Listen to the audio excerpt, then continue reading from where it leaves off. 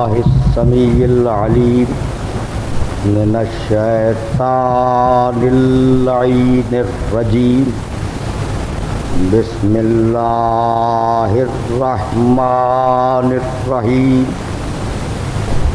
الحمد للہ الملک الحق المبین المتصاغر لعظمتہ جبابرۃ الطاغین المتخاضع لکبریائہ عتاۃ المتمردین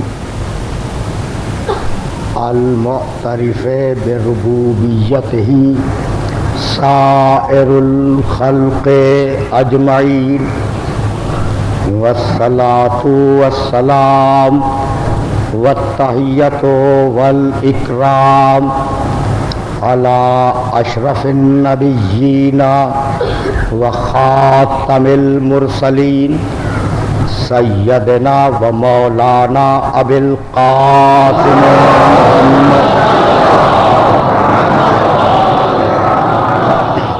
و اہل بیتہ الطیبین الطاہرین المعصومین المظلومین اما بعد فقد قال اللہ سبحانہ وتعالی فی محکم کتابہ المبین بسم اللہ الرحمن الرحیم واللہ جعل لکم مما خلق ظلالا وجعل لکم من الجبال اکنانا وجعل لکم سرابیلا تقیکم الحر وسرابیلا تقیکم بأسکم کذالک یتم نعمتہ علیکم لعلکم تسلمون فإن تولوا فإنما عليك البلاغ المبين يعرفون نعمة الله ثم ينكرونها وأكثرهم الكافرون.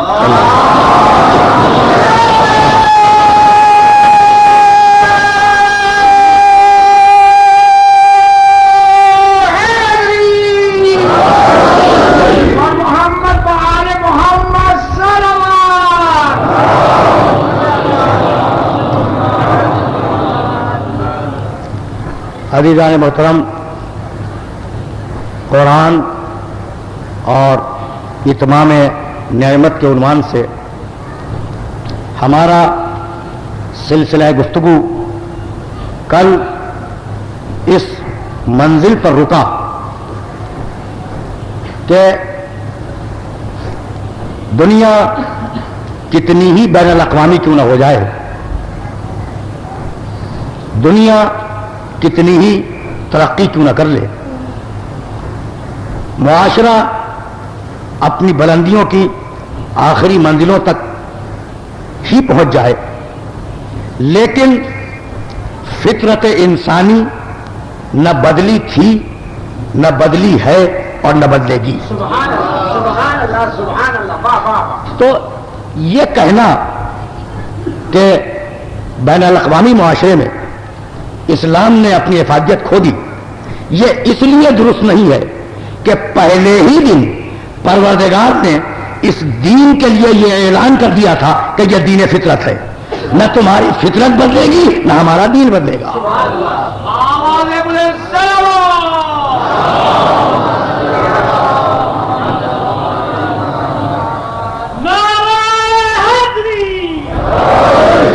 نہ تمہاری فطرت میں کوئی تبدیلی آئے گی نہ ہمارے دین میں کوئی تبدیلی آئے گی. اسی بات کو کہا کذالک یتم نعمتہ علیکم، ہم نے اپنی نعمت کو تم پر تمام کیا، لعلکم تسلمون، تاکہ تم اسلام لے آؤ. اتمام نعمت اس لیے کہ تم اسلام کے دائرے میں آ جاؤ. یہ خطاب پوری انسانیت سے ہے کہ ہم نے نعمتیں اس لیے دی کہ اسلام لاؤ، اور اب فوراً بات کہا اور اب خطاب پیغمبر سے ہے فَإِن تَوَلَّوْا فَإِنَّمَا عَلَيْكَ الْبَلَاغُ الْمُبِينُ. حبیب اگر یہ اسلام کی طرف نہ آئیں، اگر یہ اسلام سے منہ کو پھیر کے بھاگ جائیں، اگر یہ اسلام کو قبول نہ کریں، فَإِنَّمَا عَلَيْكَ الْبَلَاغُ الْمُبِينُ، تو حبیب تیرا کام فقط اتنا ہے کہ تو پیغام کو پہنچا دے. تلوار اٹھانا اور درے کے زور پر اسلام کو منوا دینا تیرا کام نہیں ہے.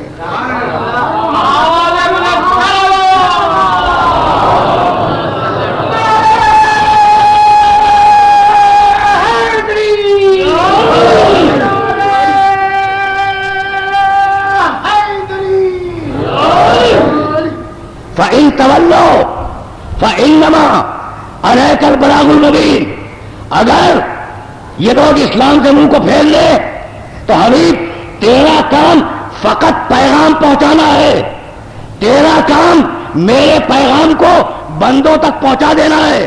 ابھی میرے آنے سے قبل سورہ جمعہ کی آیات کی تلاوت ہو رہی تھی، بھائی ان میں بھی یہی کہا بسم اللہ الرحمن الرحیم، یسبح للہ ما فی السماوات وما فی الارض الملک القدوس العزیز الحکیم هو الذی بعث فی الامیین رسولا منهم یتلو علیہم آیاتہ ویزکیہم ویعلمہم الکتاب والحکمہ وان کانوا من قبل لفی ضلال مبین وآخرین منهم لما یلقوا بہم وهو العزیز الحکیم ذالک فضل اللہ یؤتیہ من یشاء واللہ ذو الفضل العظیم مثل الذین حملوا التوراة ثم لم يحملوها كمثل الحمار يحمل اسفارا بئس مثل القوم الذين كذبوا بآيات الله والله لا يهدي القوم الظالمين.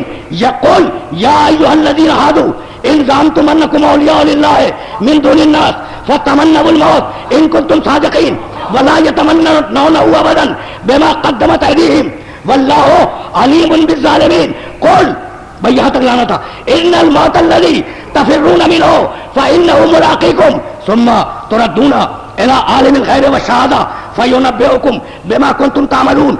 یسبح للہ، آسمان کا ذرہ ذرہ اور زمین کا ذرہ ذرہ اس اللہ کی تسبیح میں مشغول ہے جو ملک ہے، قدوس ہے، عزیز ہے، حکیم ہے. اور یہ اللہ وہ ہے جس نے ایسا رسول بھیجا.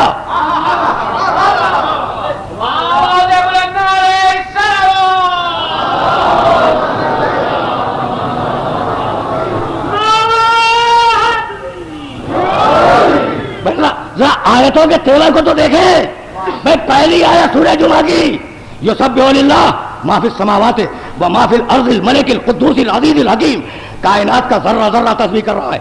بھائی میں بہت قریب ہو کے بات کر رہا ہوں اور میرا ایک ایک نوجوان دوست سنے. یسبح للہ تسبیح کر رہا ہے اللہ کی. کون؟ ما فی السماوات والارض، جو کچھ بھی آسمان میں ہے، جو کچھ بھی زمین میں ہے، کس اللہ کی تسبیح کر رہا ہے؟ الملک القدوس العزیز الحکیم. ملک یعنی بادشاہ، قدوس یعنی بے عیب، عزیز یعنی اقتدار والا، حکیم یعنی حکمت والا. اب چار صفتیں اللہ کی آ گئی. بھائی توجہ رکھیے گا، چار صفتیں اللہ کی آئی. ملک ہے، قدوس ہے، عزیز ہے، حکیم ہے. اور اب پانچویں صفت وہ ہے جس نے ایسا رسول بھیجا.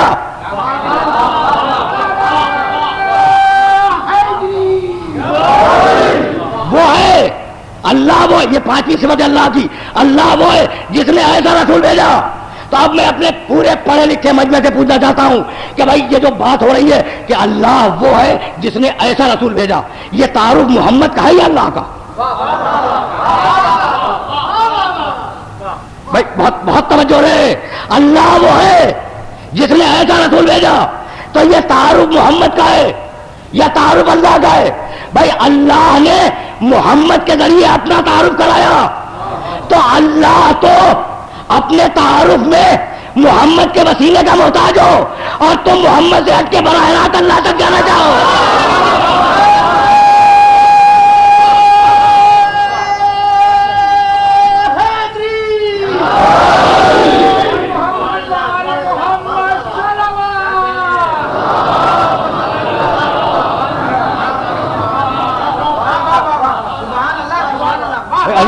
عجیب مرحلہ فکر ہے.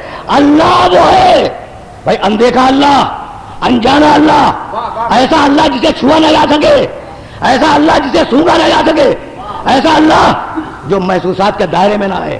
اس اللہ کے تعارف کا ایک ہی ذریعہ تھا کہ محمد کے ذریعے اللہ کا تعارف ہو. اللہ بڑا، محمد چھوٹا. بھائی دنیا میں یہ دستور نہیں ہے کہ چھوٹے کے ذریعے بڑے کا تعارف کراؤ. یہ فلاں صاحب کے باپ ہیں یہ نہیں ہوتا، یہ فلاں صاحب کے بیٹے ہیں، ہے نا؟ یہ صاحب باپ ہے فلاں بیٹے کے نہیں، یہ فلاں کا بیٹا ہے۔ تو اصول دنیا یہ ہے، توجہ ہے، اصول دنیا یہ ہے کہ ہمیشہ بڑے کے ذریعے چھوٹے کا تعارف کراؤ، لیکن اگر چھوٹا لائق فخر ہو تو بھی چھوٹے کے ذریعے بڑے کا تعارف ہوگا۔ اگر محمد لائق فخر نہ ہوتے تو خدا اپنا تعارف، توجہ ہے، اپنا تعارف محمد کے ذریعے نہ کرواتا، اور اگر فاطمہ لائق فخر نہ ہوتی تو ہم فاطمہ تو بابوا و بالوا و بنوا کا جملہ نہ آتا۔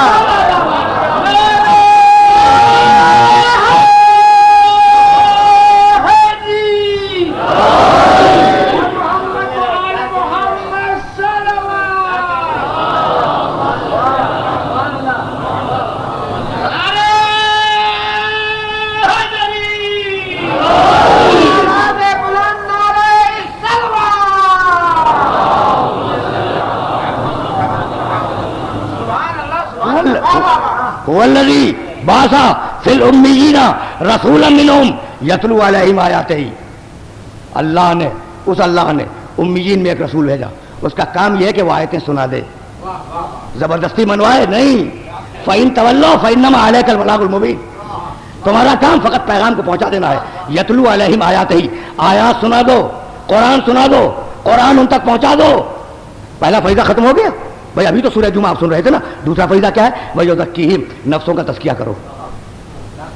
پہلے کیا کرو؟ قرآن سناؤ، اس کے بعد کیا کرو؟ نفسوں کا تزکیہ کرو۔ تو اگر قرآن تنہا کافی ہوتا تو پہلے ہی فریضے پہ بات ختم ہو جاتی۔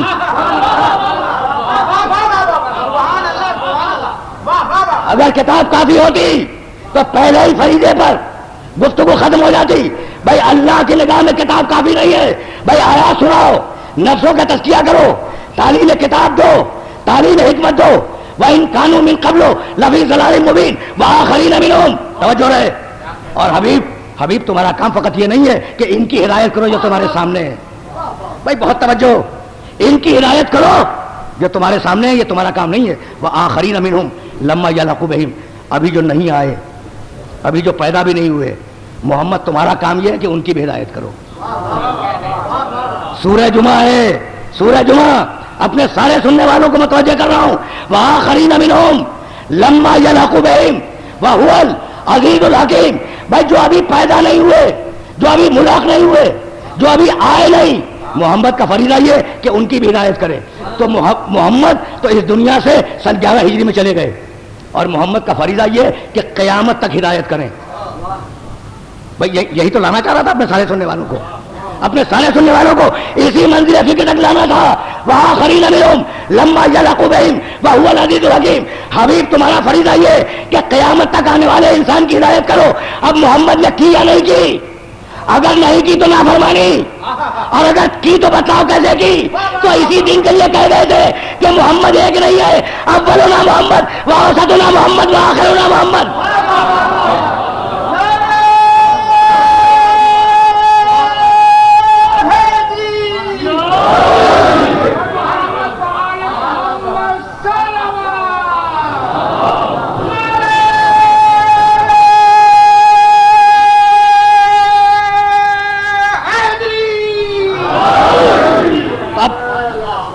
فَإِن تَوَلَّوْا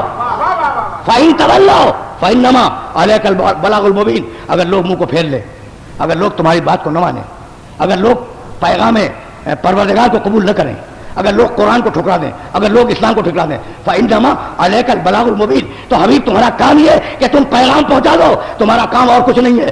اب یہی سے پیغام کے ساتھ پیغام لانے والے کی اہمیت سمجھ میں آتی ہے۔ میں اپنے موضوع سے متصل ہوا، یہی سے پیغام کے ساتھ پیغام لانے والے کی اہمیت سمجھ میں آتی ہے۔ بھائی اسلام اس وقت تک سمجھ میں نہیں آ سکتا جب تک اسلام کا نمونہ سامنے نہ ہو۔ اگر پچھلی ساری تقریریں ذہن کے اندر محفوظ ہوں تو پھر لطف گفتگو ہے، اور مجھے جانا آگے ہے۔ اسلام اس وقت تک سمجھ میں نہیں آ سکتا جب تک اسلام کا نمونہ سامنے نہ ہو۔ بھائی اسی لیے تو قرآن نے کہا ابراہیم کے لیے، بات پھر ابراہیم تک آ گئی، اسی لیے قرآن نے ابراہیم کے لیے کہا اذ قال لہ ربہ اسلم، قال اسلمت لرب العالمین. دیکھو ابراہیم کی شان یہ ہے کہ اس کے رب نے ابراہیم سے کہا، اللہ نے ابراہیم سے کہا اسلام لاؤ. ابراہیم نے فوراً کہا اسلمت لرب العالمین، میں اسلام لایا عالمین کے پروردگار کے لیے. یعنی اسلام ابراہیمی کی خصوصیت یہ ہے کہ فرشتہ یا نبی درمیان میں نہیں ہے، براہ راست پروردگار اسلام کی دعوت دے رہا ہے. اس قال لہ ربہ، اس کے رب نے کہا، ابراہیم کے رب نے کہا اسلم، اسلام لاؤ. قال اسلمت لرب العالمین، اس نے بے اختیار کہا ابراہیم نے کہ میں اسلام لایا عالمین کے پروردگار پر. بھائی سورہ بقر فلما، سورہ صافات فلما اسلما، وہ دونوں مسلمان. سورہ بقر ربنا وجعلنا مسلمین لک، پروردگار ہم دونوں کو اپنا مسلمان قرار دے. اب اسلام کے ساتھ اسلام کے نمونے آ رہے ہیں. سنتے جائیں اس تمہید کو بہت ٹھنڈے دل سے سنتے جائیں، کہیں لے کے جانا ہے سننے والوں کو. اب اسلام کے ساتھ اسلام کے نمونے آ رہے ہیں. پہلا سرکاری اعلان قرآن کا، یہ ہے مسلمان. کون؟ ابراہیم. اچھا تو ایسے ہی مسلمان بنا دیا، ایسے ہی اسے اسلام کی سرٹیفکیٹ دے دی، ایسے ہی بغیر کسی سبب کے اسلام کا پورا نمونہ بنا کے ابراہیم کو پیش کیا؟ نہیں، ہم نے امتحان کے بغیر کسی کو اسلام نہیں دیا. آ گئی بات جہاں لے کے آنا چاہ رہا تھا اس تمہید کے بعد. ہم نے ابراہیم تک بات آ گئی اور چند جملے سنتے جائیں. ہم نے کسی کو بھی امتحان کے بغیر اسلام کا نمونہ نہیں بنایا. بھائی دنیا کے امتحانات میں سے 3 ہی بڑے امتحان ہیں، 3 بڑے امتحان، اور وہ تینوں بڑے امتحان میرے سننے والوں کے ذہن میں ہوں گے. آیت بڑی مشہور ہے، وَلَنَبْلُوَنَّكُمْ بِشَيْءٍ مِّنَ الْخَوْفِ وَالْجُوعِ وَنَقْصٍ مِّنَ الْأَمْوَالِ وَالْأَنفُسِ وَالثَّمَرَاتِ وَبَشِّرِ الصَّابِرِينَ الَّذِينَ إِذَا أَصَابَتْهُمْ مُصِيبَةٌ قَالُوا إِنَّا لِلَّهِ وَإِنَّا إِلَيْهِ رَاجِعُونَ أُولَٰئِكَ عَلَيْهِمْ صَلَوَاتٌ مِّن رَّبِّهِمْ وَرَحْمَةٌ وَأُولَٰئِكَ هُمُ الْمُهْتَدُونَ. بھائی 3 بڑے امتحان، میں نے سارے امتحان چھوڑ دیے. 3 بڑے امتحان ہر انسان کے. پہلا امتحان مال کا، دوسرا امتحان جان کا، تیسرا امتحان اولاد کا. 3 ہی بڑے امتحان ہیں. چھوٹے موٹے امتحان تو ہر انسان پہ گزرتے ہیں، لیکن بڑے امتحان 3. پہلا مال کا، دوسرا جان کا، تیسرا اولاد کا. اب مال کا امتحان عرض کروں. ابراہیم ایک وادی میں، ایک چراگاہ میں اپنی بھیڑیں چرا رہے ہیں، اپنے گلے کو لیے ہوئے کھڑے. جبریل آئے، آواز دی جبریل نے، سبوح قدوس رب الملائکۃ والروح. وہ بے نیاز ہے، وہ بے عیب ہے، وہ ملائکہ کا بھی فرشتوں کا بھی رب ہے، وہ ارواح کا بھی رب ہے. جیسے ہی ابراہیم کے کانوں تک یہ آواز گئی، یہ ان کے خدا کی تعریف ہو رہی ہے نا، سبوح قدوس رب الملائکۃ والروح. اتنا پسند آیا یہ جملہ ابراہیم کو کہ دوڑتے ہوئے جبریل کے پاس گئے. اب جبریل پیکر بشری میں ہے اور ابراہیم پہچان نہیں رہے. بھائی بہت توجہ رکھیے گا، جبریل پیکر بشری میں، ابراہیم پہچان نہیں رہے. کہنے لگے کہ ایک مرتبہ یہ جملہ اور کہہ دے، آدھا گلہ تجھے دے دوں گا. اس نے پھر کہا، جبریل ہے پیکر بشری میں، سبوح قدوس رب الملائکۃ والروح. خوشی ہوئی ابراہیم کو، لطف آیا ابراہیم کو. بے اختیار کہنے لگے کہ بھائی میرے پاس آدھا گلہ اور بچا ہے، ایک مرتبہ اور کہہ دے، یہ دوسرا جو حصہ ہے نا یہ بھی تجھے دے دوں گا. اس نے تیسری مرتبہ کہا، سبوح قدوس رب الملائکۃ والروح. اب ابراہیم کے پاس کچھ نہیں ہے. کہنے لگے ایک مرتبہ اور کہہ دے، زندگی بھر تیری خدمت کروں گا. میں توجہ ہے، زندگی بھر تیری خدمت کروں گا. ایک مرتبہ اور کہہ دے. تو جبریل نے کہا کہ ابراہیم میں جبریل ہوں، تمہارے خدا کی طرف سے امتحان لینے کے لیے آیا ہوں، تمہارے گلے کی مجھے ضرورت نہیں ہے. بھائی بہت توجہ رکھیے گا. ابراہیم اگر پہلے ہی پہچان لیتے کہ یہ جبریل ہے تو کبھی یہ نہ کرتے، جبریل کو گلہ نہ دیتے. جبریل نوری مخلوق ہے نا، نوری مخلوق ہے جبریل. لیکن جب پیکر بشری میں آیا تو ابراہیم پہچان نہ سکے، گلہ دینے پہ آمادہ ہو گئے. اور یہی نوری مخلوق جب جناب مریم کے پاس آئی، جبریل نوری مخلوق ہے، نور سے پیدا ہوا ہے، مادے سے نہیں. جب یہی نوری مخلوق جناب مریم کے پاس آئی تو مریم گھبرا گئی، اور جب گھبرائی تو جبریل نے کہا انما انا رسول ربک لأہب لک غلاما زکیا. مریم مت گھبراؤ، میں آدمی نہیں ہوں، میں تو جبریل ہوں اور تمہیں عیسیٰ کی پیدائش کی خبر دینے آیا ہوں.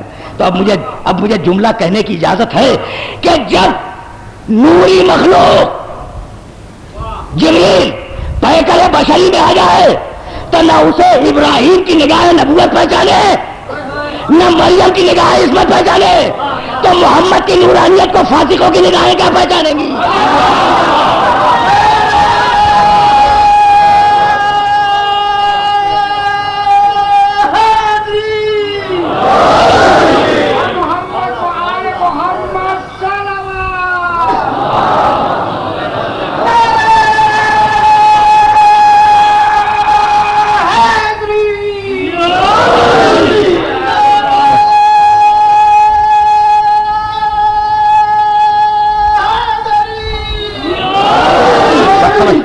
توجہات بدول رہے ہیں بھائی. مال کا امتحان دیا ابراہیم نے, تین ہی تو امتحان ہے نا بڑے, مال, جان, اولاد, اور یہی تک آپ کو رکھنا ہے. اس منزل فکر سے گفتگو کو آگے نہیں جانا.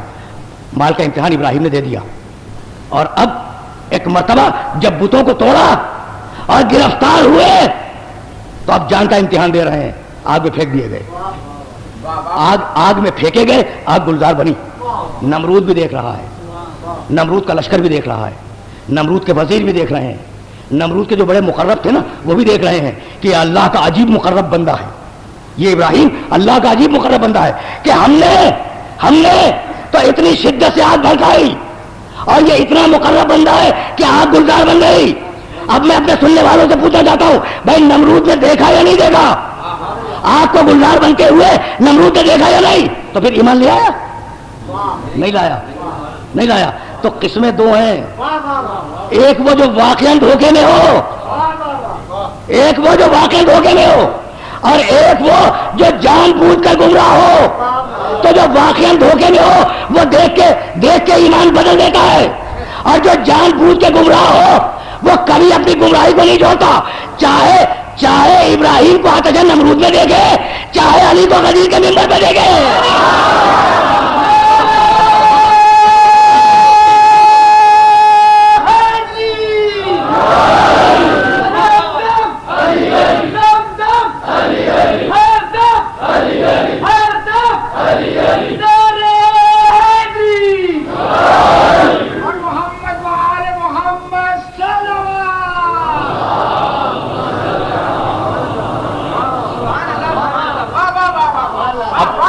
اب ابراہیم آگ میں بیٹھے ہوئے ہیں, اور ادھر پروردگار نے آواز دی. جبریل کا واقعہ عرض کر چکا, جبریل گھبرائے ہوئے ہیں, لیکن ابراہیم کی پیشانی پہ شکن نہیں ہے. ابراہیم مطمئن بیٹھے. ادھر قرآن نے آواز دی, قلنا یا نارو کونی بردن و سلاما علی ابراہیم. ہم نے کہا, بڑے تیور کے ساتھ آیت آئی, ہم نے کہا کہ اے آگ ابراہیم کے لیے ٹھنڈی ہو جا اور سلامتی بن جا. اگر جبریل کے ذریعے یہ قول آتا تو اتنی دیر میں ابراہیم جل جاتے. یہ وہی براہ راست آگ کے اوپر تھی.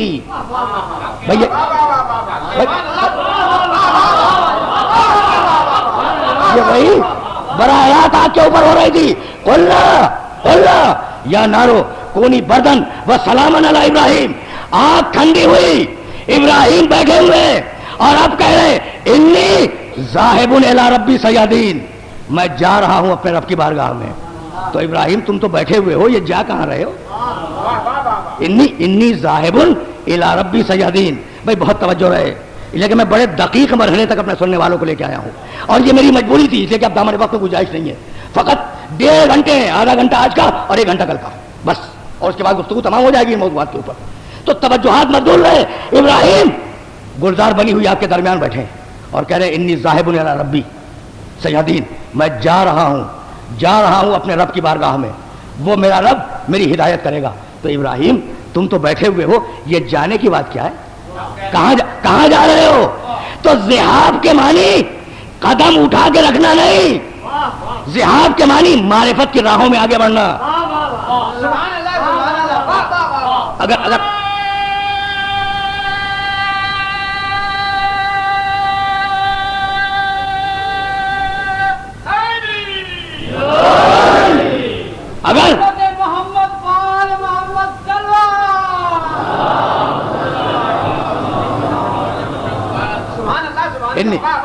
انی ذاہب الی ربی سیادین, میں جا رہا ہوں.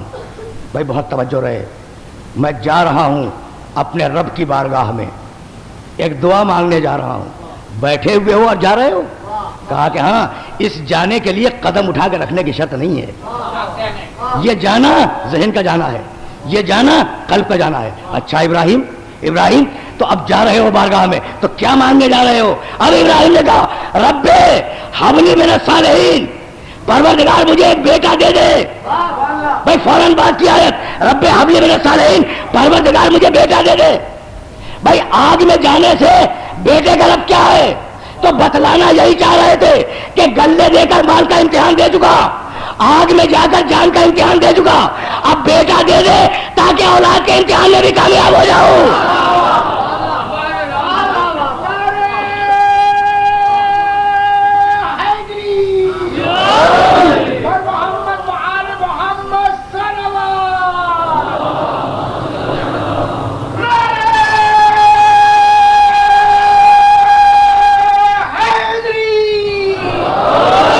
بھائی وقت نہیں ہے، وقت نہیں، بہت تیزی کے ساتھ گزر رہا ہوں. بیٹا دے دے تاکہ اب اولاد کے امتحان میں بھی کامیاب ہو جاؤں، ہے نا. فبشرناہ بغلام حلیم، ہم نے اسے خوشخبری سنا دی کہ ہم تم کو ایک بہترین بیٹا دیں گے. بہت تیزی سے اس تاریخ کو آپ کی خدمت میں پیش کر رہا ہوں جو قرآن نے بہت سے اوراق میں پھیلائی ہے. بہت سرسری گزر رہا ہوں. فبشرناہ بغلام حلیم، ہم نے خوشخبری سنا دی ابراہیم کو کہ تمہیں ایک بہترین بیٹا دیں گے. ہوا فلما بلغ معہ السعی، جب وہ بیٹا چلنے پھرنے کے قابل ہوا، بڑا نہیں ہوا، جوان نہیں ہوا، چلنے پھرنے کے قابل ہوا. قال یا بنی انی اری فی المنام انی اذبحک فانظر ماذا تری. بھائی بہت توجہ رہے. قال یا ابت افعل ما تؤمر ستجدنی انشاءاللہ من الصابرین.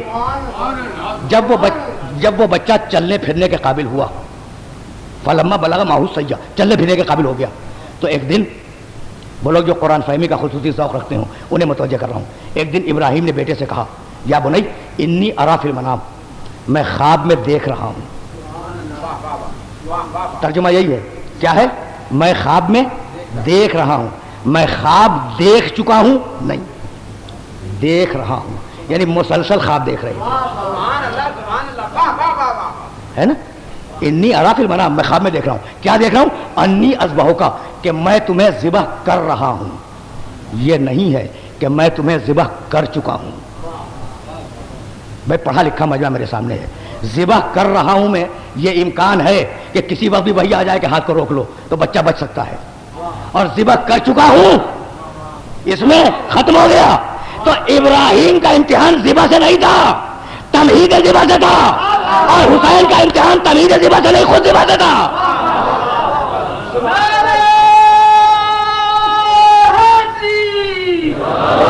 بھائی بات تو واضح ہو رہی ہے نا. انی ذبحتک کا میں نے تمہیں ذبح کر دیا نہیں، میں تمہیں ذبح کر رہا ہوں. انی اذبحک کا میں تمہیں ذبح کر رہا ہوں. فانظر ماذا تری، تو بیٹے بتلاؤ تمہاری رائے کیا ہے. میں نے خواب دیکھا ہے کہ میں تمہیں ذبح کر رہا ہوں، بیٹے بتلاؤ تمہاری رائے کیا ہے.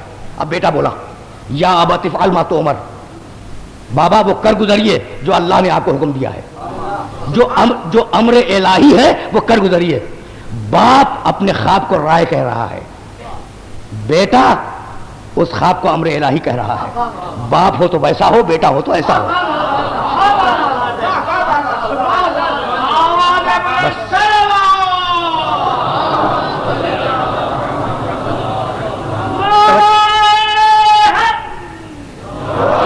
توجہ رہے بھائی، مجھے تیزی سے گزر جانے دیں ان سارے مراحل سے. باپ ہو تو ابراہیم جیسا، بیٹا ہو تو اسماعیل جیسا.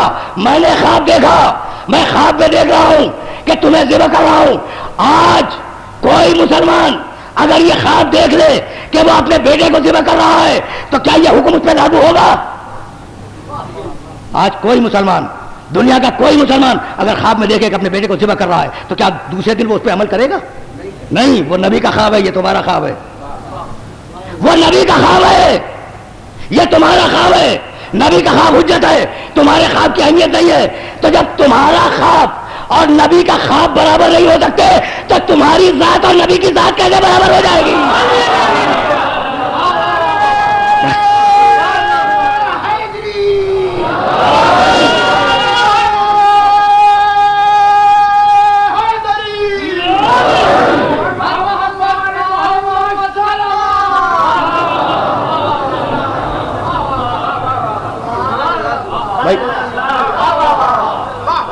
توجہات بھائی توجہات مبذول رہے ہیں، اس لیے کہ یہی تو لانا تھا سننے والوں کو.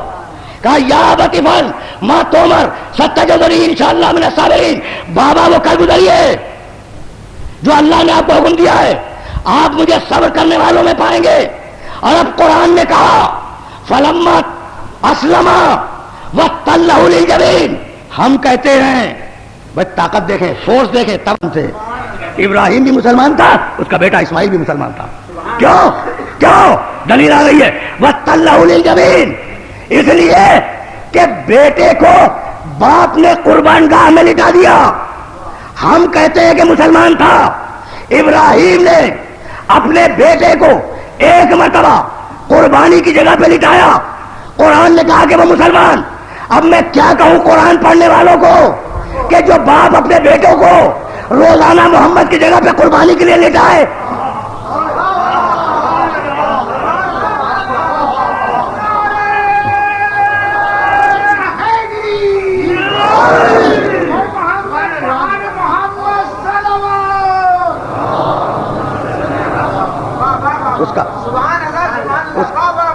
اس باپ کا اسلام کسی کو نظر نہیں آتا. محمد کو ہٹایا، اپنے بیٹوں کو لٹایا.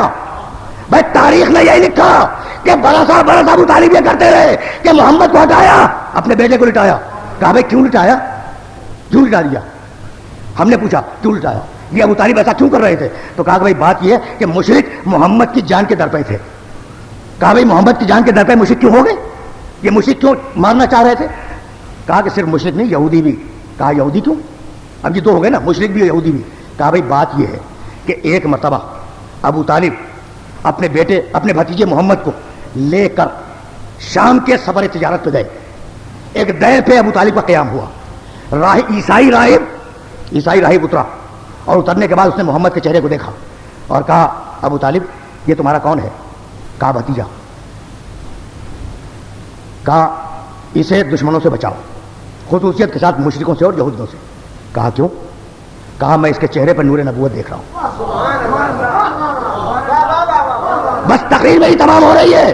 میں اس کے چہرے پر، عیسائی راہب نے کہا کہ میں اس کے چہرے پر نور نبوت دیکھ رہا ہوں، اسے یہودیوں سے اور مشرکوں سے بچانا. تو اب شکایت یہی ہوتی ہے کہ محمد کے چہرے میں جو نور عیسائی کو نظر آ گیا وہ آج تک مسلمانوں کو نظر نہ آ سکا.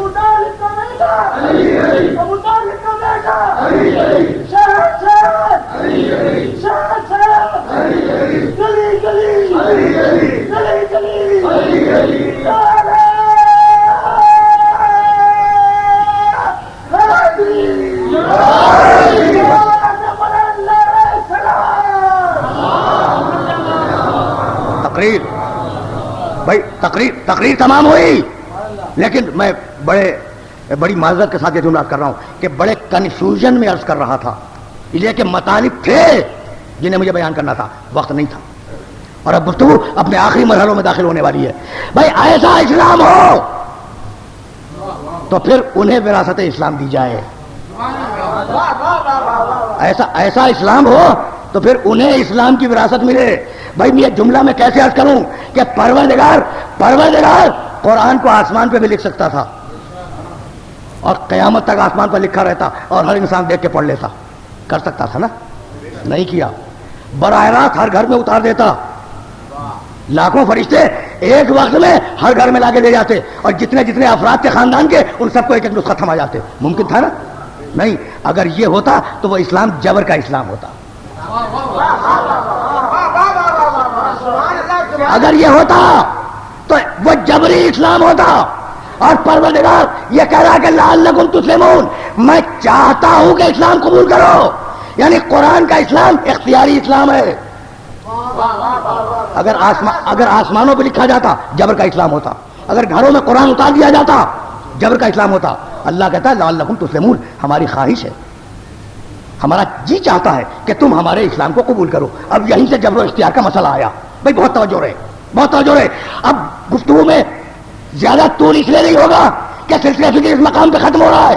جبر و اختیار کا مسئلہ آیا. ایک نے کہا انسان مختار مطلق، ہزار مرتبہ کی سنی ہوئی بات عرض کر رہا ہوں. دوسرے نے کہا انسان مجبور محض، مکمل مختار. ایک کا قول مکمل مختار، دوسرے کا قول مکمل مجبور. یعنی جو چاہتے ہیں ہم کرتے ہیں، اللہ انوالو نہیں ہے. مختار مطلق. جو کرتے ہیں وہ سب اللہ کرواتا ہے. ہم اپنی مرضی سے تو کچھ بھی نہیں کرتے. مجبور مطلق ہے نا. حق نہ مختار مطلق والوں کے پاس، حق نہ مجبور مطلق والوں کے پاس. اس لیے کہ انسان واقعاً نہ مکمل مختار ہے نہ مکمل مجبور ہے.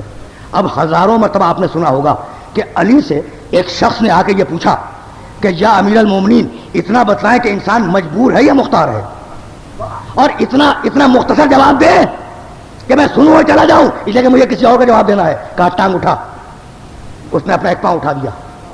کہا دوسرا بھی اٹھا. کہا یہ تو ممکن نہیں ہے. کہا بس اتنا مختار ہے اتنا مجبور ہے.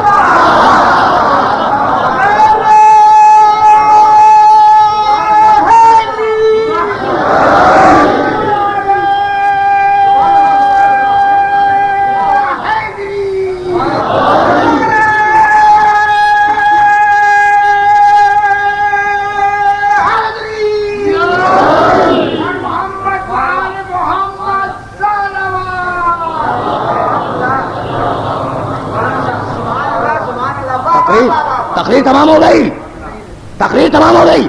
بھائی اپنے ایک پاؤں کو اٹھا. قیامت تک کے لیے علی نے ایک مسئلے کو حل کر دیا. اپنے ایک پاؤں کو اٹھا. اس نے ایک پاؤں کو اٹھایا.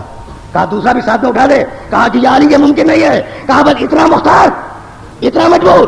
تو اب میں عرض کروں مجبور وہ جو دونوں نہ اٹھا سکے، انسان وہ جو ایک وقت میں ایک اٹھائے اور ایک کو رکھے رہے، اور صاحب اختیار وہ جو ایک وقت میں دونوں اٹھا لے. اور اگر دونوں اٹھے ہوئے دیکھنے ہیں تو خیبر کا دروازہ دیکھنا اور علی کے پاؤں کو دیکھنا.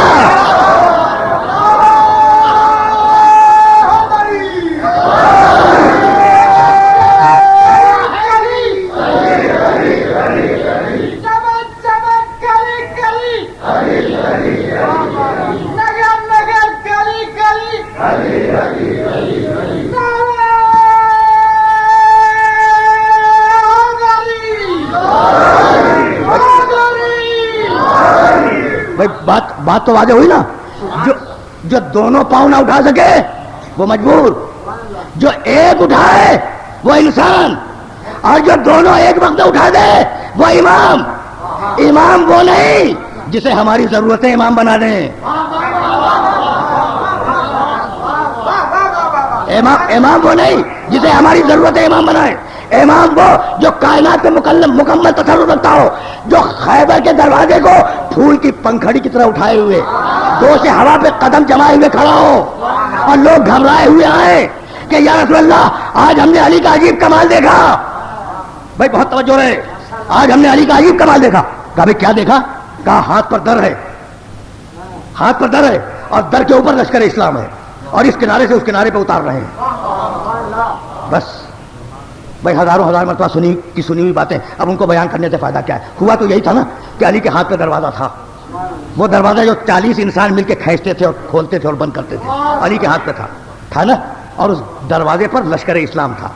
اب میرے پاس فہرست نہیں ہے کہ اس دروازے پہ کون کون سوار ہوا، نہیں ہے.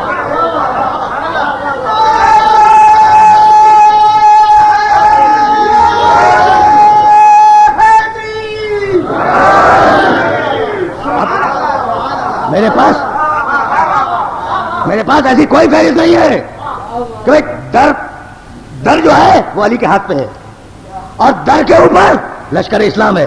خندق کے اس کنارے سے اس کنارے پہ منتقل ہو رہا ہے. میں نہیں جانتا کہ کون کون لوگ سوار ہوئے، لیکن اتنا جانتا ہوں کہ علی جس طریقے سے شجاعت کا معجزہ تھا، ویسے ہی شرافت کا بھی معجزہ تھا. اگر علی کی جگہ کوئی اور ہوتا اور ہاتھ کو ذرا سا جھٹکا دے دیتا,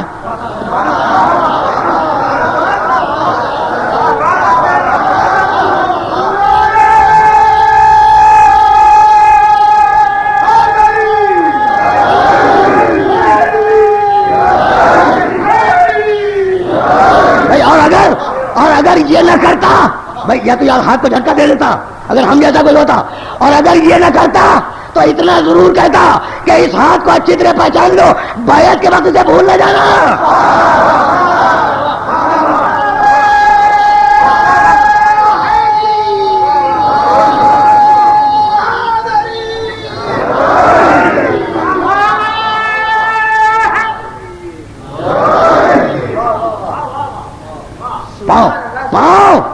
پاؤں دو ہوا پہ ہیں, ابھی پیروں پہ نگاہ نہیں پڑی, ابھی لوگوں کی نگاہ پیروں پہ نہیں پڑی علی کے, ابھی تو ہاتھ پہ دروازہ دیکھ رہے ہیں, دروازے پہ لشکر دیکھ رہے ہیں. بھائی تاریخ کہتی ہے, اپنی زبان سے نہیں کہہ رہا ہوں, اگر اپنی زبان سے کہوں بدھی سے کھینچ لیں, تاریخ کہتی ہے کہ لوگ دوڑتے ہوئے پیغمبر کی خدمت میں آئے کہ یا رسول اللہ آج ہم نے علی کا ایک عجیب کمال دیکھا. کہا بھائی کیا دیکھا؟ کہا کہ یا رسول اللہ ہم نے یہ دیکھا کہ علی کے ہاتھ پر در ہے اور در پر لشکر ہے اور اس کنارے سے اس کنارے پہ منتقل کر رہے ہیں. پیغمبر نے کہا تم نے علی کے ہاتھ دیکھے؟ کہا کہ ہاں یا رسول اللہ. کہا پاؤں نہیں دیکھے؟ کہا کہ یا رسول اللہ نہیں دیکھے. کہا جاؤ میں حکم دیتا ہوں کہ پاؤں دیکھو. بھائی توجہ رہے, اب جا کے میرے کہنے سے علی کے پاؤں دیکھو. اب جو آ کے دیکھا تو دیکھا کہ پاؤں دو ہوا پر ہے. بھائی کس کے کہنے سے دیکھا؟ رسول کے کہنے سے. کس کے حکم سے دیکھا؟ رسول کے حکم سے. سورہ اعراف قرآن مجید کا 7واں سورہ, آیت کا نشان 157, الذین یتبعون الرسول النبی الامی الذی یجدونہ مکتوبا عندہم فی التوراۃ والانجیل یامرہم بالمعروف وینہاہم عن المنکر ویحل لہم الطیبات ویحرم علیہم الخبائث ویضع عنہم اصرہم والاغلال التی کانت علیہم. یہ ہمارا رسول ہے, یہ ہمارا نبی ہے, یہ ہمارا امی ہے. اس کا تذکرہ توریت میں بھی ہے, اس کا تذکرہ انجیل میں بھی ہے. اور ہم نے اس نبی کو اس لیے بھیجا کہ اچھائیوں کا حکم دے, برائیوں سے روکے. اچھائیوں کا مطلب عبادت. تو اگر علی کے پاؤں کو دیکھنا عبادت نہ ہوتا,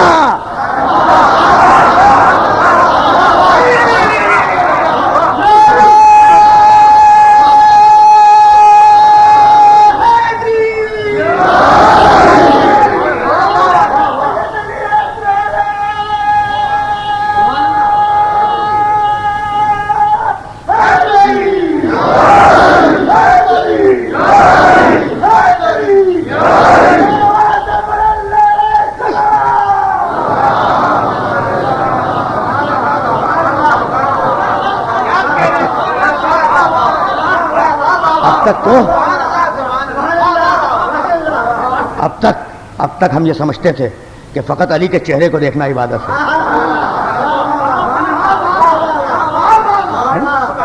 بس تقریر اپنے آخری مرحلے میں آ گئی. اگر اسلام نعمتوں کی انتہا ہے, اگر اسلام نعمتوں کا کمال ہے, اگر اسلام اتمام نعمت ہے, تو پھر وارث وہی ہوگا جو نعمتوں کے کمال پہ ہو. وارث مغضوب یا ضال نہیں ہوگا. میں نے اشارہ دیا, سورہ ابراہیم میں آیت موجود ہے, الم تری الی الذین بدلوا نعمت اللہ کفرا. تم نے نہیں دیکھا کہ بہت سے ایسے لوگ ہیں جو نعمت کو دیکھ کے پھر کفران نعمت کر رہے ہیں. وَأَحَلُّوا قَوْمَهُمْ دَارَ الْبَوَارِ, اور اپنی قوم کو جہنم کی طرف لے جا رہے ہیں. یعنی پبلک نہیں, پیشواؤں کا تذکرہ ہے, عوام کا ذکر نہیں ہے, عوام کا ذکر نہیں ہے, پیشواؤں کا تذکرہ ہے. تو بھائی قرآن یہی بتانا چاہتا ہے کہ اگر اسلام اتمام نعمت ہے تو کبھی ہدایت کے لیے غلط انسان کو منتخب نہ کرنا, کبھی غلط انسان کو بلندی نہ دینا, کبھی غلط انسان کو اپنا پیشوا نہ سمجھنا, کبھی غلط انسان کے پیچھے نہ چلنا, کبھی غلط انسان کو اپنے کندھے پہ بلند نہ کرنا. بھائی نوح کا بیٹا چلا, بس میری تقریر تمام ہو گئی. نوح کا بیٹا چلا اور ایک مرتبہ نوح نے آواز دی یا بنی ارکب معنا. اب ایک وہ ابراہیم کا بیٹا ہے, ایک یہ نوح کا بیٹا ہے. ابراہیم کا بیٹا تو سمجھ میں آ گیا نا. اب غلط انسان, بھائی بہت توجہ رہے, میں کیا کر رہا تھا, کبھی غلط چیز کو بلند نہ کرنا, کبھی غلط انسان کو بلندی نہ دینا, ٹھوک بجا کے, اگر فضیلت دینی ہو ٹھوک بجا کے, دیکھ کے, یا بنی ارکب معنا, کشتی میں سوار ہو جا. لا عاصم الیوم، بیٹے آج کے دن اس کشتی کے علاوہ کہیں اور نجات نہیں ملے گی. کہنے لگا سآوی الی جبل یعصمنی من الماء، بابا آپ میری فکر نہ کریں، میں پہاڑ پہ پناہ لے لوں گا، وہ مجھے پانی سے بچا لے گا. پسر نوح کی ذہنیت کبھی نہیں بدلی. سآوی الی جبل یعصمنی من الماء، میں پہاڑ پہ پناہ لے لوں گا. تو پہاڑ پہ پناہ لینے کی ذہنیت اس کا آغاز پسر نوح سے ہے.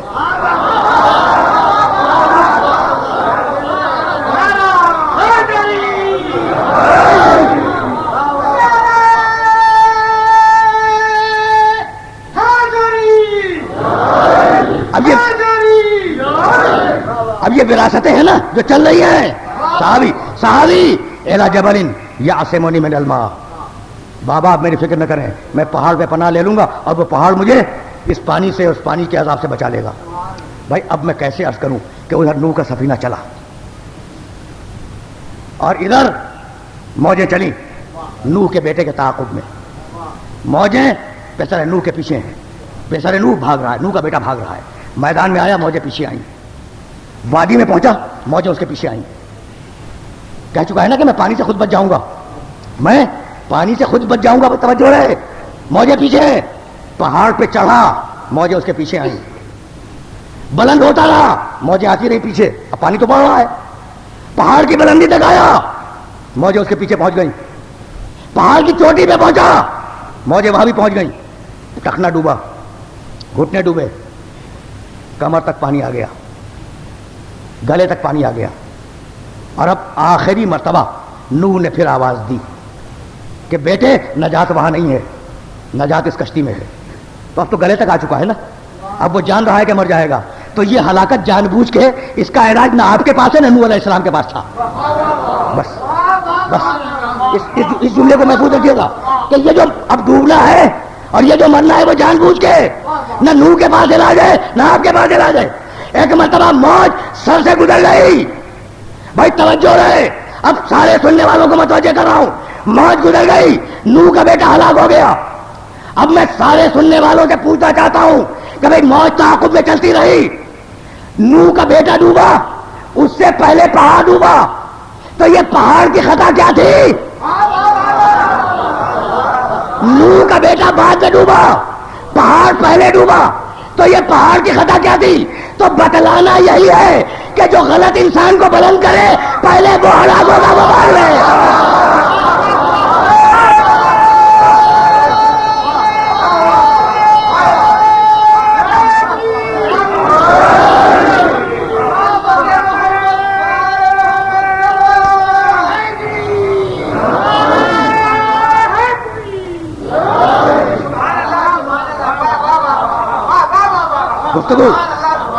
بھائی گفتگو تمام ہو گئی.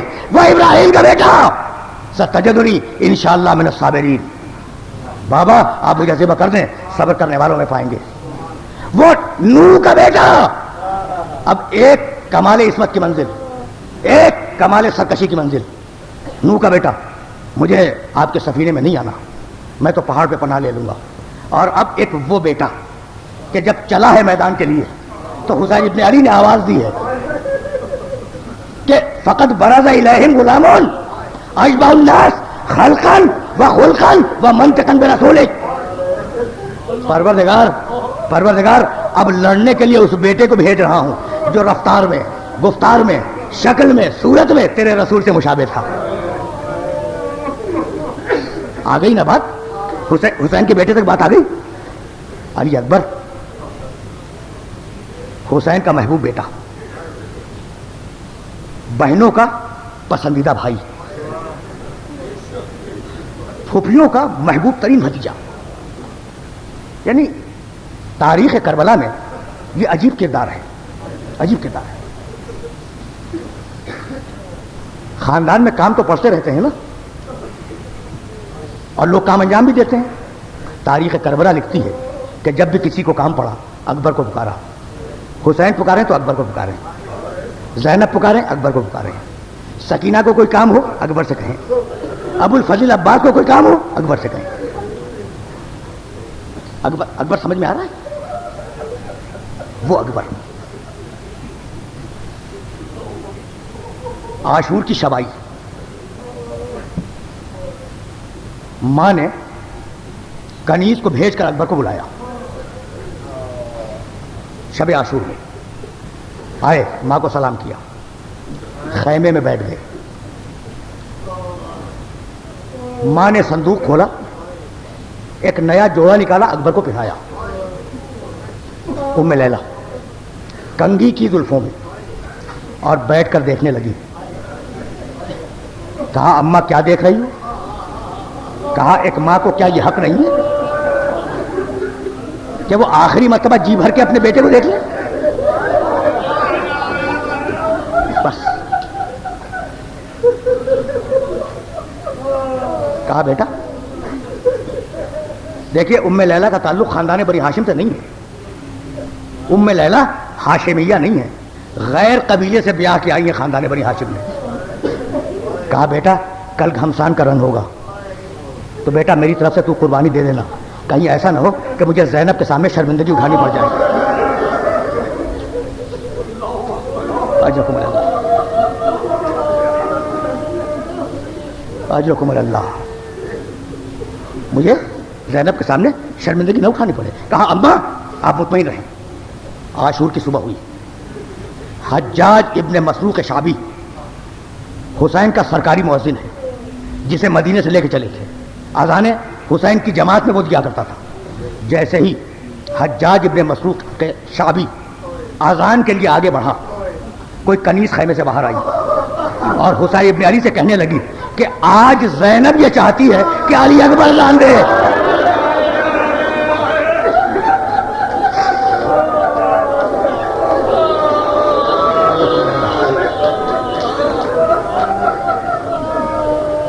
اجرکم اللہ، آج شہزادی زینب کی یہ خواہش ہے اور سیدانیوں کی یہ خواہش ہے کہ اذان علی اکبر دے۔ کنیز واپس گئی، حسین نے حکم دیا بیٹے اذان دو۔ کنیز کہتی ہے کہ جب اکبر نے کہا اللہ اکبر تو شہزادی نے مصلی بچھایا۔ جب اکبر نے کہا اشہد ان لا الہ الا اللہ تو اپنے بال کھول دیے، اور جب اکبر نے کہا اشہد ان محمد رسول اللہ تو ہاتھ بلند کیے کہ میرے مالک یہ تیرے رسول کی شبیہ ہے۔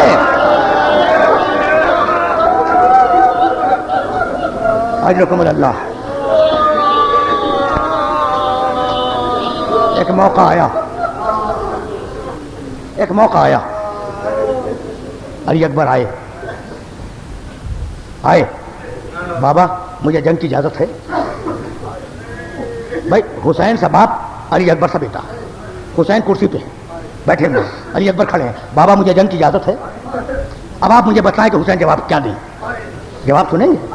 فنظر من رأسہ الی قدمہ، حسین نے سر سے پاؤں تک اکبر کو دیکھا اور کہنے لگے کہ اکبر کاش تمہارے پاس تم جیسا کوئی بیٹا ہوتا۔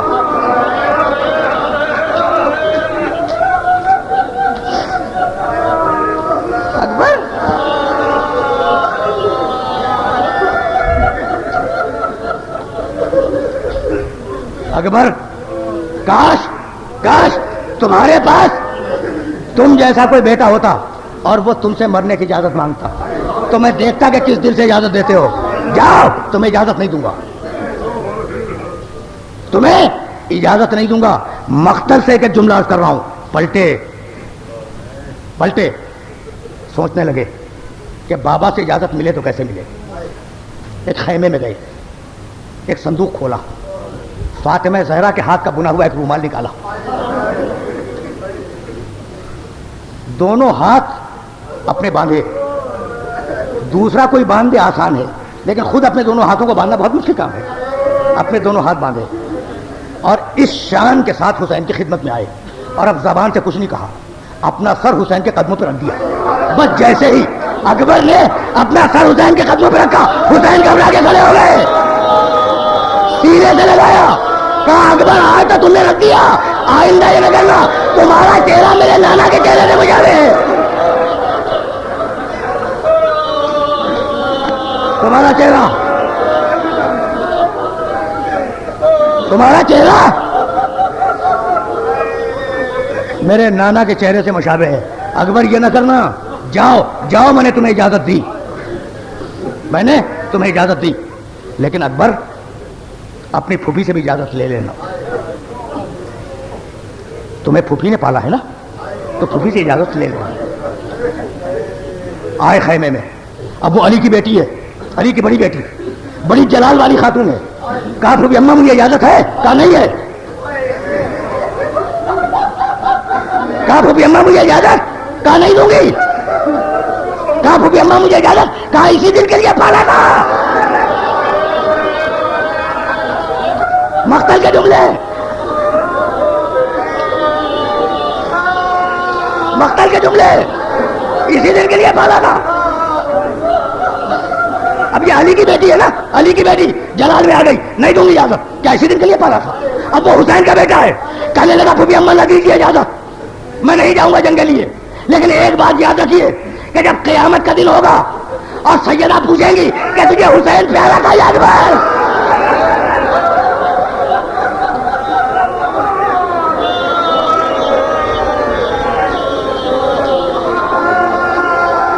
تجھے حسین پیارا تھا یا اکبر پیارا تھا, تو جواب سوچ کے لگی ہے. کہا جا بیٹے تجھے اجازت دی. اجرکم اللہ. بھائی آخری جملہ, اب مجھے نہیں معلوم کہ بیویوں نے علی اکبر کو کس طریقے سے رخصت کیا, لیکن راوی لکھتا ہے کہ خیمے کا پردہ 18 مرتبہ اٹھا, خیمے کا پردہ 18 مرتبہ گرا. جب اکبر نکلنا چاہتے تھے کوئی پیچھے سے دامن کھینچ لیتا تھا.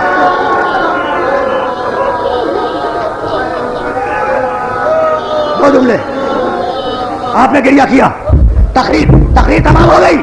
بھائی ایک جملہ سنے اور مجھے اجازت دے دیں.